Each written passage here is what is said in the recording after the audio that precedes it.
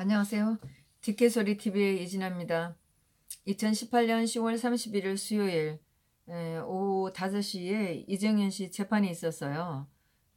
이정현 씨가 그 청와대에서 홍보수석, 담당을 했던 이정현 씨의 재판인데 그 세월호 관련으로 해서 재판이 있었어요. 뭐 세월호 사건 당시에 방송에 개입했다는 그런 내용이죠. 이 재판은 저희가 8월 24일 날 대통령 뇌물건 재판이 끝났을 때 오후 3시에 재판이 있었어요.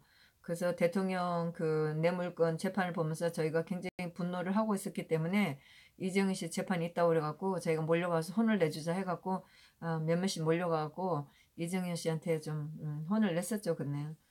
그랬는데 그날 24일에는 그 세월호 특조위 그 3가장인가 하는 거기에는 여자가 증인으로 나왔는데 뭐 이정현 씨가 방송국에 전화를 했다 그런 거 증언하고 굉장히 짧게 끝났어요, 재판은.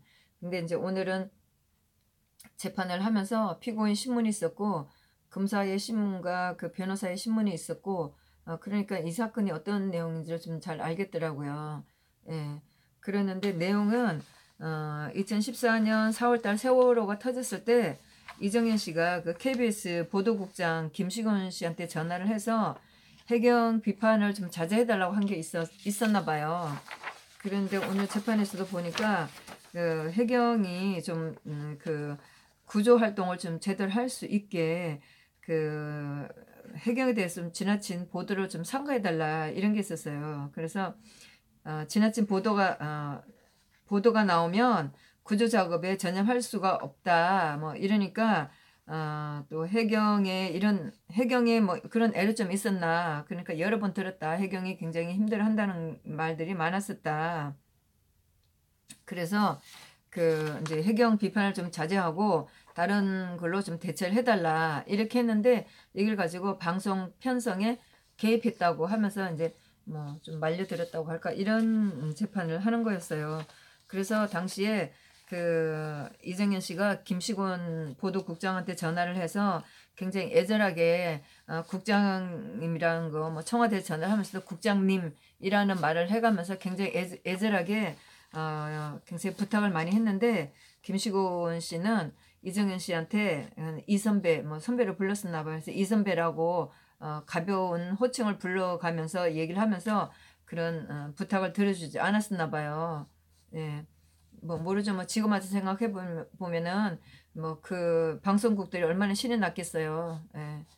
그래서 동의하지 않고 부탁을 들어주기 어렵다고 그랬다고 얘기를 하는데 그렇다고 해서 이 사람이 그 청와대 그 이정현 씨가 부탁한 것을 들어주지 않았다고 해서 뭐 불이익을 줬다든가 불이익을 주도록 하려고 했다든가 이렇게 하지는 않았다고 얘기를 했고 또 덧붙여서 이정현 씨가 하는 얘기는 대통령이 시켜서 한 게 아니고 홍보수석으로서 알아서 전화를 한 거라고 얘기를 했어요. 그리고 전화를 하기 전에 메시지를 먼저 보냈다 이런 얘기도 있었어요. 그리고 네. 그리고 이제 처음에 할 때 그 검사가 이정현 씨 보고 홍보 뭐 언론 경험이 어떠냐고 이렇게 이제 먼저 묻는 장면이 있었는데 정당에서 언론을 담당하면 뭐 알거나 모르거나 크게 문제가 그 뭐 경력이 있거나 없거나 그 크게 문제가 안 된다. 데스크에 따라서 사안에 대한 배경이나 해석을 듣고 싶어 하는 데다가 알려주고 또 모르든가 하는 경우에도 홍보수석, 또 대변인이 되면 언제든지 그 언론들하고 소통을 해야 된다. 그래서 청와대에 들어가기 전에도 여의도에서 이 사람을 알았었나 봐요. 그래서 이 사람하고 식사를 했고 또 방송국 보도국장 시절 때도 식사를 했다. 그리고 홍보수석과 필요시 언제든지 얘기하는 사이다. 그리고 홍보수석은 대통령에 대한 뭐 보도자료, 브리핑, 또 언론에 보도되는 거 모니터도 하고 잘못되는 거 찾아서 뭐 고치기도 해야 되고 뭐 이런 일을 한다. 그래서 자기가 했던 일, 또 홍보 수석으로서 해야 될 일 이런 거를 좀 얘기를 했었어요. 그렇게 했는데 이 재판에서 문제가 된 게 이 사실 이 사건이 문제가 된 게 김시곤 씨가 2014년 그 세월호 사건이 터졌을 때 세월호 사건을 그 육지에서 일어나는 교통사고에 비교를 했었어요. 다 기억을 하실 거예요. 저도 잘 기억하고 있는데 그래서 이 사람이 교통사고 육지에서 일어나고 있는 자동차하고 일어나는 그 교통사고에다 비교를 한 적이 있었어요. 그래서 세월호 희생자 가족들이 난리가 났었죠. 방송으로 몰려가고 뭐 하여튼 뭐 그땐 다 흥분될 때였으니까. 근데 특히 이제 그 말은 굉장히 화가 나서 그 희생자 가족들이 화가 나갖고 이 김시현 씨가 KBS를 그만둬야 될 정도로 아주 극한 상황으로 몰렸었어요. 근데 저도 잘 기억을 하는데 이 사람이 그만두면서 자기를 그만두게 한 거는 KBS 사장이다 이렇게 얘기를 하면서 물러난 거예요. 저도 정말 이상하다고 생각을 하면서 그 장면을 바라봤는데 결국은 이 사람이 그 KBS 사장을 임명하는 데가 청와대니까 청와대하고 사장이 자기를 그만두도록 했다. 이렇게 얘기를 사건을 몰아간 거죠. 결국 자기가 그 해경을 비난하는 것에 대해서 좀 자제해달라는 걸 안 들어줬기 때문에 사장과 청와대가 그렇게 했다고 그러는데 그거는 너무나 큰 비약이고 분명히 그때는 자기가 교통사고에 비교를 했기 때문에 그 희생자 가족들이 몰려가서 그렇게 해서 그만둔 거잖아요. 왜 사건을 이렇게 비약을 시켰어요? 하여튼 그래서 재판을 받아왔는데 오늘 이제 검사가 그 신문을 했고 그다음에 변호사도 신문을 했는데 그 변호사가 신문을 하면서 그러기 전에 검사가 이제 서로가 양쪽에서 기소를 하고 난 다음에 이제 또 검사가 구형을 때렸어요. 그 뭐 검사들이 하는 거는 뻔하죠. 그리고 보니까 전라도였어요. 젊은 검사인데 뭐 말하는 게 조금 들렸어요. 전라도였고 뭐 마지막에 하는 멘트는 똑같아요. 홍보 수석 지위를 이용하여 방송 편성에 개입을 했다. 그리고 그렇게 한 거에 대해서 잘못을 뉘우치지도 않고 있는데 이건 엄벌에 쳐야 된다. 그러면서 징역 1년을 때렸어요. 근데 이제 변호사는 뭐 그 변호인 신문을 길게 하진 않고 의견서를 낸다고 그렇게 얘기를 했고 또 한마디 말한 거는 그 방송 편성법 이게 1987년 12월 28일 날짜는 제가 좀 정확하지 않은데 이때 제정된 이 법 31년 전에 제정된 이 체벌 조항으로 처벌된 사람이 지금까지 한 사람도 없었다. 뭐 그러면서 불리한 것을 항의하든가 또 정상적인 것을 홍보 활동하는 거가 뭐가 다르냐 뭐 이렇게 얘기를 좀 했었고요.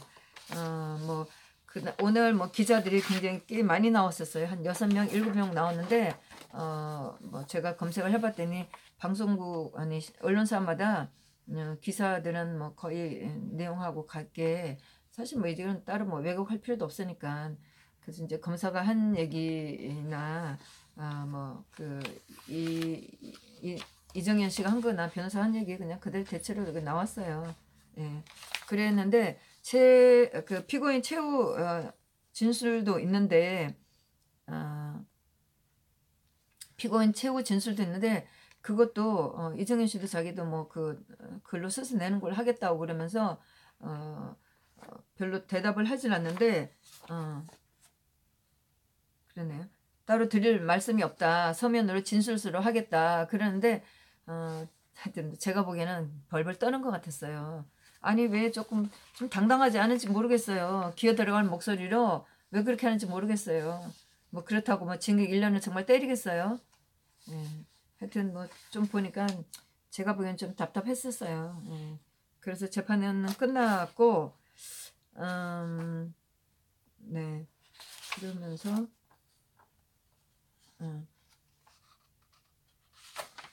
그러면서 검사가 하는 것 중에 비판 보도를 중단하고 다른 것으로 하라는 건 압력이 아닌가. 검사는 또 이렇게 물고 가는 게 있는데 이정은 씨가 자기는 동의할 수 없다고 그렇게 얘기도 했었네요.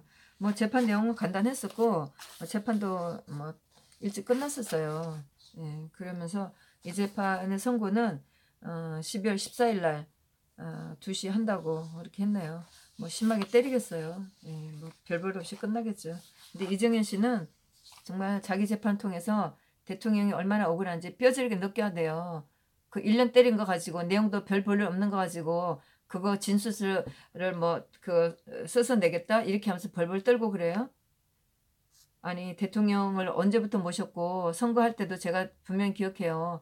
대통령 박 대통령께서 그 아버님에 대한 얘기 5.16에 대한 얘기 할 때 거기에 대해서 어떻게 박 대통령이 그 얘기를 했냐고 했을 때 그 전날 박 대통령이 어떠한 결심을 하면서 그거를 발표하게 됐는지 말하면서 눈물 흘린 거 저 잘 기억하고 있거든요.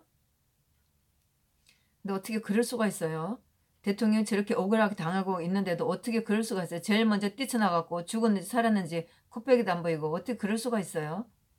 정말 자기 재판을 통해서 정말 억울함이 어떤 건지 뼈저리게 느껴보세요. 설사 12월 달 선거가 아주 나쁘게 나온다고 해도 저희들은 동정하지 않을 겁니다. 정말 뼈저리게 느껴보세요. 예. 오늘 재판은 그렇게 중요한 재판 아니었었고 늦게 들어갔는데 저하고 또 다른 두 분하고 셋이 들어가 봤었네요. 뭐 근데 기자들은 의외로 꽤 많이 나왔었고 제가 검색해 봤더니 많은 언론사의 기사들이 나왔더라고요. 예, 오늘 방청기였습니다. 감사합니다.